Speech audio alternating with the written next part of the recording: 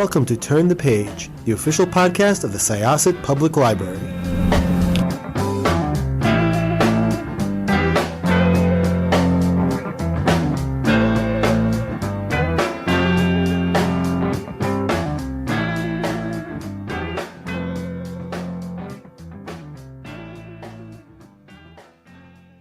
Hello, everyone, and welcome to Turn the Page. I'm your host today, Jen, and I'm here with the author of a really fascinating new history of the video game industry that really made me relive a lot of my youth. Could I ask you to introduce yourself and your book, please? Yeah, my name is Chris Carton, and the book I've written is called The History of the Adventure Video Game, which covers all the old text adventures, point and click adventures, up to modern day kind of graphic adventures and things like that, because it's a genre I've always been so fascinated with. So I tried to cover as many as I could, hopefully keep people happy. Yeah, it's my favorite genre too, and it really made me look at it in a new way because, I grew up playing like MYST and Seventh Guest and like the Monty Python games that came out in the 90s. Like there were a lot of those. And but I never would have called myself a gamer, because I didn't play like first person shooters or RPGs or, sort of things that more traditionally I think get associated with what we think of video games today. So I'm curious, like, how did you get into writing about these? Because you've written about a lot of kinds of video games. What drew you to video games in general and to this project? Well, when I got started writing, I knew that the publisher I'm working with now were trying to branch out and do more video game books. So I just pitched it the original book was a guide to video game movies, which I thought was very niche and no one would have any interest in. But it landed and they wanted to see it happen, so I wrote it. But in the back of my mind, I was always thinking of this book because the adventure games are kind of the ones that I remember the most from when I was a child. So I had that burning in the back of my head the whole time. And when it came to it and they were looking for a new pitch, I was like, I have this one that I'm very passionate about. And luckily, the guy I was dealing with at the publisher loves Broken Sword, that video game series. So he jumped on it straight away. And I was like, yeah, this is fantastic. Like, the first game I ever remember playing or seeing from those really early days is Monkey Island. The first Monkey Island game on the Amiga. My mother playing that. So for me, this is like the full circle project. I have to write about this because this is my first taste of gaming. And yeah, that's where it came from. Wow. I'm sort of jealous about growing up in a gaming family because I did not. And so the people around me viewed it as a waste of time. But it's really interesting, I think. It is a really cool genre and it is very expansive too. Like it fills a lot of type of games, I think. So before, we get into it specifically, maybe just for our readers, could you talk about like what constitutes an adventure game? Yeah, that's true. Actually, it's a tough one to nail down. That's why I think this book might please some people and not please others, because I just had to define it myself at the start. And I just thought, it's all about the story. It's all about the choices. It's about being able to alter the world without having, shooting things or, like a first person game. In a way, then it's also a lot of the games you see nowadays that are the big blockbuster Hollywood style ones follow this template. Like it's about the story, it's about the characters, but it all goes back to these games. They started it all. So I think anything where you can take control of this character, engage in dialogue, move the game world around to change the outcome. That's what these games are all about. And I think the input has changed over the years. You're clicking with your mouse. Sometimes you're moving with a stick or a controller. But at their heart, they're all about the story for me.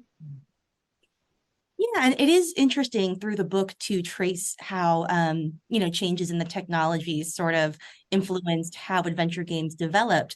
Because one of the things you write about is, how it goes from sort of like text-based games to point and click, and then it gets a little bit more expansive from there. When preparing for this book, did you like go back and revisit any of them by playing them? And I'm wondering, like, what is the availability of some of these old games? Like, can you play them on emulators or can you find them online or? Yeah, it was a tricky one. There's a mixture because a lot of the really popular ones like Monkey Island or Maniac Mansion and things like that have been re-released or remastered and stuff like that. They're easy enough to find. You find them on Steam or you can find them on some consoles.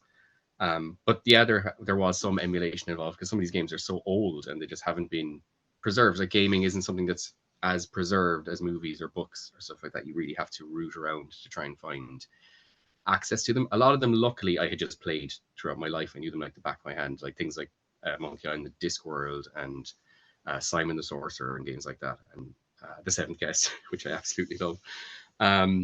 So yeah, it was a mixture. I didn't, if there was a game that I had played so much when I was younger, I probably didn't revisit it. I just looked up a few videos on YouTube to remind myself of how they went. But yeah, there was a lot of rediscovery and a lot of discovery of new games that I didn't even know about.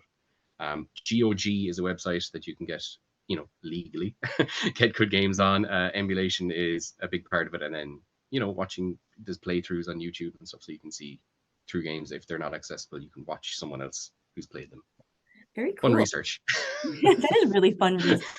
Yeah, it blows my mind that some of these games that back in the 80s or 90s like occupied multiple floppy disks or CD-ROMs, like now are phone games, like our phones can play them. Like so true. Yeah, I think the original Monkey Island that we had in our house, like I could be blowing it out of proportion now. I'm sure it's somewhere in my mom's attic, but there must have been about 12 discs. And you have to change them so often, and something really exciting is about to happen, and then it goes, oh, change to disc 4, and you're like, ah. But yeah, it's so funny. Yeah, you can play them on your phone now, and they download in like 2 seconds. Yes, it's wild. Like, yeah, just so much time waiting. Yeah. You were more patient back then, though, I think. Oh my gosh, yes, we did not think, expect things to happen instantaneously. So yeah, we're spoiled. I want to talk about something you mentioned before, which is that, we're sort of starting to take these games more seriously now, and that's maybe why like a lot of them are available again. And like, do you think that the fact that we finally kind of see games as art in its own right, like, do you think that has sort of like prompted like some of these games becoming available again, or presenting themselves either in the original versions or in updated versions? I think it definitely has, and I think a lot of it is owed to other genres too. Like if you look at something like The Last of Us, that was such a big TV event which came from a video game, and they're so cinematic. It didn't really need to be a TV show because the game itself is so story driven and all that kind of stuff. So I think people, from the Netflix era, let's say, where you want to binge a TV show, you want a good story, are now seeing that these older games had those, decades ago, but we just didn't, like you said, there was kind of not a taboo. It just wasn't appreciated that way. It was just something, it was a niche thing that some people did. Most people read a book or they watched TV. And I think now that the story is coming back into gaming, that's why these things are being revisited, because people realize these are classic stories that really influenced, shows as well as games. So yeah, I think that has a lot to do with it. I am very interested in like the adaptation phenomenon, and how that's really changed as the stories in games get more complex. Again, like we're sort of going back in that direction. But, when they used to adapt stuff, we always used to talk about like, in the 90s with Mario Brothers and stuff like that there wasn't enough material to adapt, and you had to add all this like story and characterization and lore like onto, people traveling through sewers and jumping on turtles. Yeah. Now it's like such a different problem. Like there's so much story in the game already, and you kind of like with games like The Last of Us, you play that game so much longer than you will spend watching a mini series, that you actually have to cut. That's right. Yeah. The story. Yeah, and if you look at the way they produced it, I'd say it is acting. You people in motion capture suits the way you'd have Sam Worthington or Zoe Saldana doing Avatar. So these are actors in a studio doing, saying a script, and then to directly translate that with live action actors doing a similar thing. I mean, it's great. It is, because it gets more people into the medium, but it's funny. It's getting so close now. It's like, what's the difference? I'd love to talk a little bit about, I guess like the spaces in the game industry that these games kind of occupy, because like they're becoming more mainstream, the sort of like story driven adventure games. But I feel like a lot of them are being produced by like indie like outlets at this time, and they're becoming more mainstream, but like you still have like the really big gaming studios working on, I think, like what we tend to associate with gaming in the mainstream, like the shooters and the war games and RPGs and stuff like that. So I'm wondering like if you could talk a little bit about like where you think it's headed. Like, do you think it's heading into like an even more mainstream area where maybe some of these big studios will start to pick up these types of games? Or like, what do you kind of see the future for adventure gaming going? I think if it is going to go that way and big studios are going to take them on, it will still take a long time yet. But there's promising signs, like Ron Gilbert, who created Monkey Island. He came back to do a sixth game in that series, and he hadn't done anything with it since the second game. So obviously there's something there, and I think consoles like the Switch, where you can just say, "Oh, that's $2.99. I'll just get that now." That's where you find these indie adventure games, and I think they sell well. And I think when you have people like that, veterans coming back and realizing, oh, the '90s heyday isn't over now, because we all know there's more entertainment out there than there's ever been. Whether it's books or games or movies.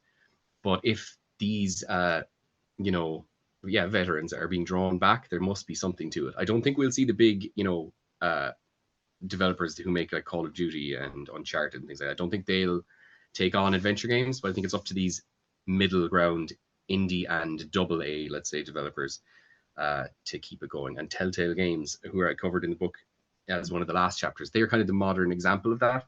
And they did close down for a while, but now they're back with a game based on The Expanse, that TV show that came out not that long ago. So there's a market there, and I think the fact that we don't have to go to a store and buy a physical game anymore is bringing it back to the fact that you can just sit on your couch and say, I want that game. It's cheap. Let's get it. I think accessibility is the main thing that's going to bring it back. I don't see it being mainstream, but it'll definitely get bigger. That's really interesting. And I do think you have a point. And, I think that, maybe it's good even that it's been in the indie space for so long, because it probably has afforded them a lot more creativity and like less constrictions about being like other games that sell well and stuff like that. So, because I think you do a lot more variety across adventure games than you get with like first person shooters or something like that. I agree, absolutely. And you're not going to, with these games, go up and say, oh, I want to solve this puzzle. And there isn't going to be a pop-up saying, yeah, you have to pay $3 to unlock this puzzle.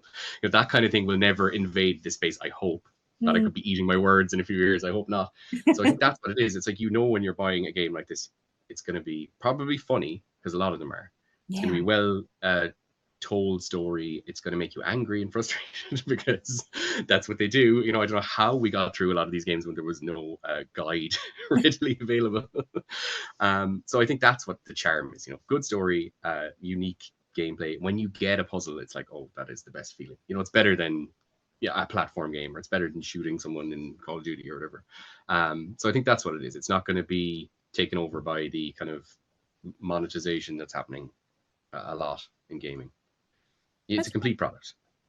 Yeah, that's true. That's really interesting. And I think it has like a lot of, sort of, I guess, like protection from like trends and like market valuations because of that.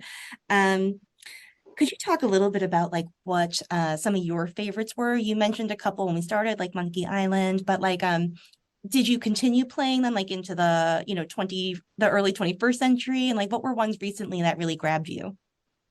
The ones recently that grabbed me, well, obviously the new Monkey Island that came out is fantastic. I love that. There's a game series that I have in the book called Deponia, which is kind of a hand-drawn comedy, sci-fi, not apocalyptic, but kind of, series that I really enjoyed. I like going back and visiting The Seventh Guest again, because that's out on the Switch now. And in the 90s, it was just Monkey Island for me. I was a LucasArts head in the 90s. I was aware of things like Broken Sword. I played a few of them, but not all of them. I did for this book, which is great, because I got to go back and see that, nostalgia is a thing, but also there's a reason they were so popular. Because even when you haven't played them, you go back here, like, I can get why people enjoyed this. So yeah, for me in the 90s, the main series for me were The Seventh Guest, sorry, Monkey Island and The Seventh Guest. Those two stuck out for me. I like the creepy atmosphere of The Seventh Guest, the cinematic kind of, the way they had live action actors and stuff in it really made it stand out. And MYST, as you have mentioned before, I just love that lonely atmosphere in that game. I just really like that kind of, it's minimalistic, but it's also really complex, because, some of those puzzles are so mechanical and head scratchers, and you could have, I can remember in loads of those games having all of my family around. My mom was the one who used to play these games more than me almost. We'd all be gathered over her shoulder and it's like, can you see how to do this? How do you do this? And we'd all be like putting our heads together and trying to figure it out. So yeah, those are the ones that I liked. And I did keep playing them, not as much because I moved more onto consoles and they, just weren't as big a thing. You were lucky to get one on a console. MYST was on the Xbox and stuff like that, but my friend had that and I played it a little bit. But I did fall away from them, but I'm glad they've come back now with like things like Thimbleweed Park and, you know, re-releases of Grim Fandango was another one I really, really love. Oh, I love that. And Day of the Tentacle as well is another one. If I had to pick favorites, it would probably be Monkey Island 2, Day of the Tentacle, and Grim Fandango. They're my 3 favorites, but I love them. I love everything. King's Quest, all that pioneering stuff that the Williams, Ken and Roberta Williams made. Like they created the genre basically, so we owe a lot to them. But yeah, loads. I can't pick. It's so much fun to like read about them all in succession, you know, because like so many of them I played in isolation, you know, and so in particular, like when I got to the section on Toonstruck, like the Christopher Lloyd game, Yeah. I was like, oh my gosh, like I didn't make that up. That's a real game. I remember playing it from like 20 something years ago, but I've never heard it mentioned anywhere, never talked to another person about it. It was just something that like you know, my parent like picked out of a discount bin and Yeah. gave to me. And so it was really nice to see that like other people played these games and that they were well received and that like they were like there were communities around them too, like family communities like yours playing this together. And also like a lot of this was also, I guess, simultaneous with like the rise of the internet at home too, and like people were talking about them online too. And you know, it's kind of nice that they were like they're both kind of isolated experiences because you're playing alone, but then you do like connect with other people about them, you know.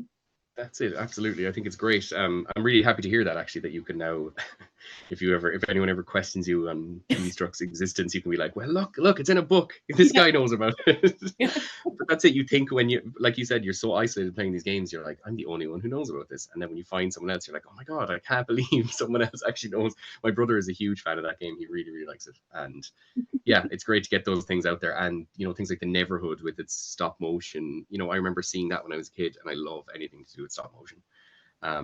So I saw that and I was like, oh my God, a game in stop motion where you can click and move this character. Like, and I thought, like you, no one knows what this is. And but they do. Now that you have access to the internet and social media, you can see everything is appreciated in some way. So it's great. Yeah. That is really nice. And you know, another thing that interested me too was that like you know, obviously I knew that a lot of these games were kind of franchises that like released over long periods of time, but I never really like, you know, thought about like, oh, this game was produced for like over 25 years, you know, like, and I think we tend to think now about like movies having created like franchises that take like years and years to tell, but like video games were kind of in that space first. Yeah, absolutely. I agree. Yeah. And to see them come back the way that, you know, we get several different reboots and remakes of movies these days is a good thing. I think it's more palatable with games because you're in control, and it will be hopefully a different or an enhanced experience. With movies, it's tougher because it can be kind of disrupting your nostalgia or your memories or, you know, whatever. But with games, it's easier, I think, to have two things coexist. But yeah, these games are, you know, there's obviously a reason that they're so long running. Broken Sword, the series that the publisher that I liaise with, he really loves that. Like they just had a sixth game announced, you know, a few days ago, and that series started in the 90s as well. So it's great. I think there's obviously an appetite. I'd love for you to talk a little bit about like maybe what's next for you. Are you writing about video games going forward? Like what's in the, I know it's hard to talk about things that aren't happening yet, but like Yeah. where's your writing headed? My writing's headed, yeah, it's still stuck in the gaming sphere for the foreseeable future. I have a book that came out last month about video games based on movies. So it has 300 or so games, like, you know, Aladdin, you know, it has your classic Disney, it has all the Star Wars games, Indiana Jones, Blair Witch, all these games that came from movie franchises. So that came out last month. This one that we're talking about now should be out soon. And then next year there'll be a part 2 to the movie games one, which goes from 2001 up to now, let's say. And after that, I have another history book that covers Gothic video games instead of the adventure video games. So games like, yeah, I have a book on the history of Gothic video games coming out at some point next year. So that'll be covering things like Castlevania, Legacy of Kain, Ghosts and Goblins, anything that has a bit of a spooky theme to it. So it's not so much a genre, more a, what would you say, an aesthetic. Mm-hmm. So, yeah, that's my near future. Nice. I'm interested in like a lot of that stuff, like the recent book about video game movies, or movie video games. I'm sorry, I got Yeah. the order wrong. No, there is two of them. So yeah, Yeah. there's the one on video game movies and then there's the movie game one. So yeah, it's Moving in both confusing. directions is super interesting, I think, because I played a lot of those video games in the 90s, that the Disney ones like Aladdin that you mentioned and Lion King. And, it was a really interesting way as a kid to like experience a movie again. Um, I'm also super interested in this Gothic project because like horror gaming is something that I consider myself like a spooky enthusiast. Like I love horror movies and horror books, but like horror games or spooky games have always scared me so much more than Yeah, just things that you are watching or reading because you're just a little bit more involved. And so, yeah, I'm very excited for that project. That sounds super cool. that's great. Thank you. Yeah, I'm really happy to do that one because I'm very much, I can't wait for Halloween already. And it's only August. So yeah, I'm very excited about that book coming out. I've seen PDFs of it and it's looking really good. So I'm really happy with it. A lot of Capcom survival horror stuff in it as well. And I actually revisit the Seventh Guest and the 11th Hour in it too, because to me, they're really quintessential Gothic experiences, spooky old mansion, lots of bump in the night, that kind of stuff. So yeah, this book is going to be, it's a little less focused in that it's not all on one genre, but I think people who like, games with ghouls and zombies and, big castles, vampires, all that kind of stuff will like this, I hope. Oh, cool. Well, I hope that you'll maybe consider coming back to the show to talk about that one when it's coming out into the world because it sounds really I would cool. love that. Yeah, I'd absolutely love that. Well, thank you so much for joining us. This has been really lovely. And I think I'm very excited for our patrons to read this and for me to have lots of video game discussions with them. So thank you. Thanks so much for having me on. I really appreciate it. It's been great. Thank you. Okay, listeners, you'll be able to pick up The History of the Adventure video game on September 30th, I believe, over here. And by the time that you hear this, it'll be out in the world. So pick it up. Go to your favorite library or independent bookstore, wherever you like to get your books, and pick it up. Thank you so much for joining us. It is now time to close this chapter. It's time to close this chapter of Turn the Page. Join us for the next episode.